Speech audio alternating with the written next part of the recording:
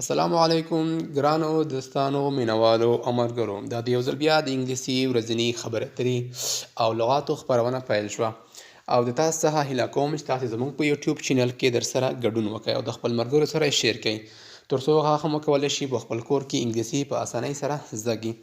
نو د نن ورځې خپرونه د لغاتو اړوند ده.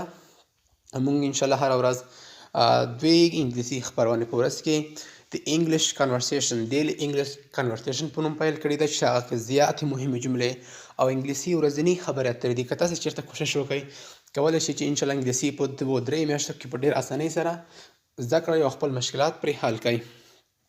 د دې په څنګ کې موږ د لغاتو برخه هم پیل کړې ده چې دا هم زیات مهم لغاتونه دي او تاسې به وکولی شئ چې په اسانۍ سره نوي کلمات زده کړئ او انګلیسي جملې جوړې کړئ.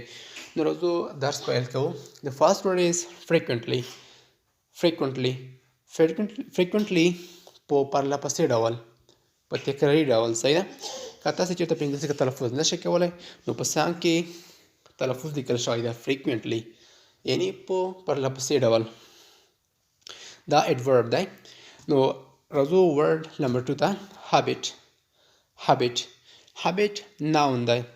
habit means عادت یعنی عادت ته په انګلیسي کې څه وایي habit HABIT habit عادت دی. او word number 3 verb دی instruct means لارښوونه کول. لارښوونه کول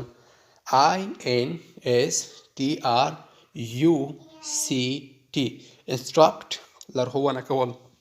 که تاسې کومه ستونزه لرئ په تلفظ کې پرونانسیشن کې تاسې کولی شئ چې په پښتو کې هم ورسره زده کړئ. او word number 4 issue means موضوع مهمه موضوع. issue معنا مهمه موضوع ISSUE issue صحیح ده. word number 6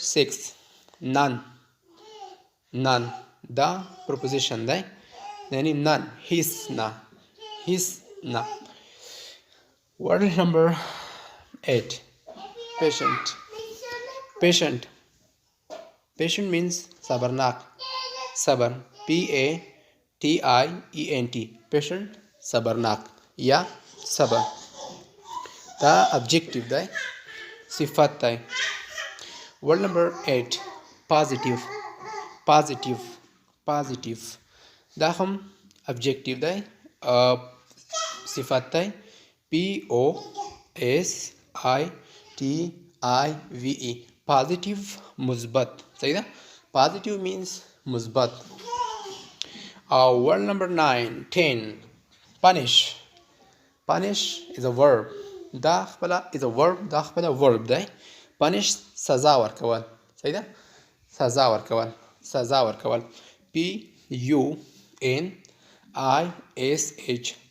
PUNISH punish سزا ورکول. نو دغه وه د نن ورځې انګلیسي خپرونه. تاسې کولی شئ چې د ځان سره دغه بار تکرار کړئ او دغه لغتونه باندې حد اقل تاسې 2 او یوه جمله جوړه کړئ تر څو ستاسو ذهن شي دا لغات مایند کې چې دا وساتل شي او قوي شي.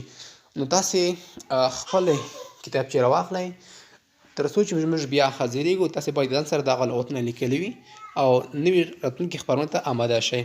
د الله په امان.